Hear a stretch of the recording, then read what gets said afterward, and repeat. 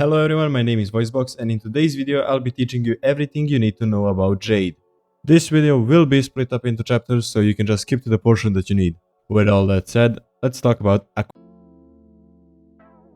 So to get the Jade blueprint, you need to finish the Jade Shadows quest. This quest will be unlocked after completing the new War quest, and in this quest you play as a stalker. Now, I won't spoil what happens in the quest, just know that you need to finish this quest to unlock everything you need for Jade.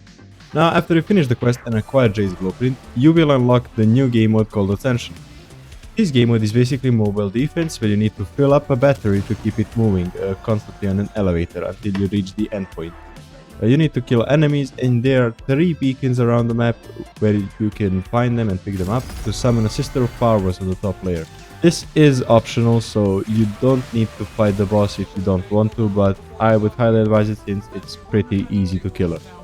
Now that you know what Ascension is, let me tell you how to get Jade exactly. So there's actually 2 ways to get Jade. During the mission itself you will collect what's called Vestigial Motes and Volatile Motes. This is a currency that will be important a bit later. Once you reach the endpoint of the mission, you will get a random chance drop. This could be a relic, this could be 3000 Endo, or this could be a blueprint for any of the Jade weapons or any of the Jade parts. Now, if you get unlucky enough, you won't get all the parts that you need. But there is a guaranteed way, which is the second way to get Jade blueprint. And the second way is to purchase her parts from Ordis on La Ronda Relay on Mercury by trading in your Vestigial modes that you can acquire during the Ascension grind. You can also use your Volatile and Vestigial modes to buy cosmetics. I would personally recommend the crown. Also the hate skin is pretty cool. There's also a third option when you talk to Ordis, and that is to play as the stalker during the Ascension mission. Now the rewards, as I know, are the same. I played the one game and didn't get anything. So I'm not sure how that works, but I'm pretty sure it doesn't matter if you play as a stalker or normally you will get the same stuff. I would recommend to try it because the stalker is pretty cool. He's really fucking cool. BE, please make something like him. I want to play him normally, please. Anyway, now that you have Jade, let me give you an ability break.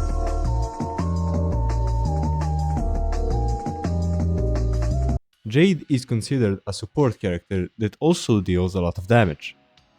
Jade's passive gives her 2 aura slots, so you don't need to forma her that much to get a full build.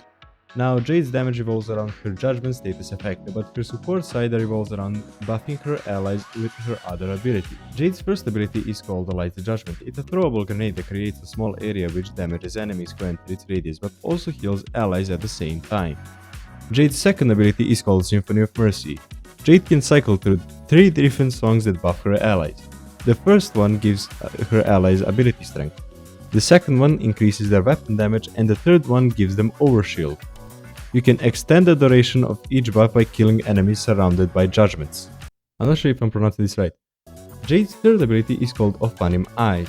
Jade summons eyes that deplete shields and armor from enemies nearby. If this ability is activated, Jade can also revive her allies from a distance. And finally, Jade's fourth ability is Glory of High.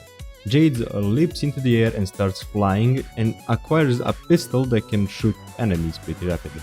This pistol applies judgment to enemies and has an alternate fire which detonates those judgments. When a judgment blows up, it scales its damage with the number of enemies in the area of their explosion. Which means if you group more enemies with a couple of judgments, you can deal an insane amount of damage.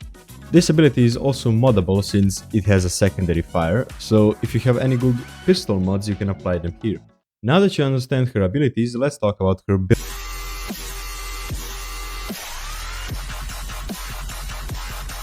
Now, there are many ways to build Jade. My personal favorite is a nuke. Alright, let's talk Jade builds. So, the most common build for Jade would be to increase her ability range, strength and duration. There are multiple ways to play Jade. Specifically, there's 2 primary options for builds that you can make. The first option, obviously, is to increase her ability strength and duration and stuff. And the mods selected for, I have 2 actual builds for this. One is a budget option and one is when you have actual mods, proper mods. So the budget option consists of 2 aura mods being Pistol Lamp and Aerodynamic, and then the Exilus slot being Aviator. Those 3 mods and if you add the redirection and adaptation, those mods will give you enough resistance, damage, so you can tank basically. And every other mod is meant to increase your ability power and, you know, stuff. So the other mods being Continuity, Streamline, Equilibrium, and Umbral Intensify. So for ability strength specifically, we have Umbral Intensify and Streamline. For ability efficiency, we have Continuity. For ability range, we have Augury Reach and Stretch. And for energy pickup, we have Equilibrium. So that is the budget option. That is the build for poor players or starters. Here is the full build in completion on the screen. This is a decent build. I would recommend you trying it if you don't have the more expensive option, I guess. Alright, let me list up the more expensive mods. So for 2 aura slots, you're going to have Growing Power and Aerodynamic Aviator, again with adaptation, and this time you're going to have Primed Redirection. So these mods will give you extra armor and this will protect you. So, but Growing Power isn't specifically for armor, this is to increase, I think, stat defense or something. I don't have a script in front of me and freestyling this. Anyway, yeah, Growing Power is going to increase your damage. The other mods are meant for your protection. Now for the mods that increase your ability strength, we have Streamline, Umbral Intensify, and Transient Fortitude. The Reach mods being Stretch and Augury Reach again, and Primed Continuity for ability efficiency. You can also have 2 arcanes. I advise 1 arcane being specifically for weapon damage because we don't need arcane energized in this build, and the other one being Arcane Avenger. So the 2 arcanes that would be good for this build would be Arcane Precision and Arcane Avenger. So that's the full build. Here is it on the screen. This is the build for ability strength if you want to kill a lot of enemies with Jade specific abilities. But Jade is also a support character that can increase weapon damage. So I have a third build made specifically for weapon buffs, basically increasing everything about your weapon. So for the build we have Growing Power again. This time we're going to have Corrosive Protection. Now it's not like you need to apply a lot of aura mods because you're not going to have proper like polarities. You need to change it for Growing Power and Corrosive Protection this time. And for the Exilus slot we're going to have Prime Surefooted, just so you can't get knocked down and you can continue shooting. For the mods we have a couple of, again, alright, this build isn't as tanky as the other ones.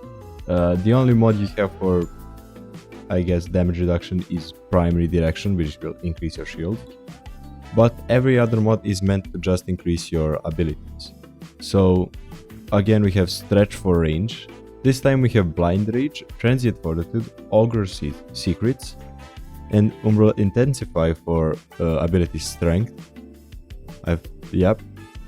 Prime Continuity for ability efficiency, and Augury Message again for duration. But yeah, Jade is an insane Warframe. Jade is great. I highly recommend to play Jade before DE patches her because she deals so much damage and is really fun to play. Anyway, that is it for this guide. Hopefully you enjoyed it. Basically, for the closing remarks, make her ability strength high, make her weapon a heat based one, or try to combine it to make corrosive damage. But yeah, that's it. Hopefully you enjoyed this guide. Let me know if I need to clarify something else, and yeah, bye.